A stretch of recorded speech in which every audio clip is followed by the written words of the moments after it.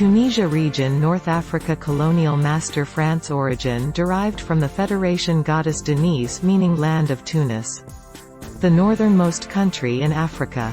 A part of the Maghreb region of North Africa.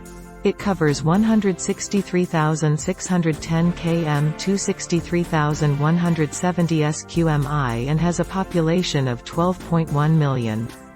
It contains the eastern end of the Atlas Mountains and the northern reaches of the Sahara Desert. Much of its remaining territory is arable land. Its 1,300 km 810 mi of coastline include the African conjunction of the western and eastern parts of the Mediterranean Basin. Tunisia is home to Africa's northernmost point, Cape Angela, and its capital and largest city is Tunis, which is located on its northeastern coast, and lends the country its name. Thank you. Baba Oran Z.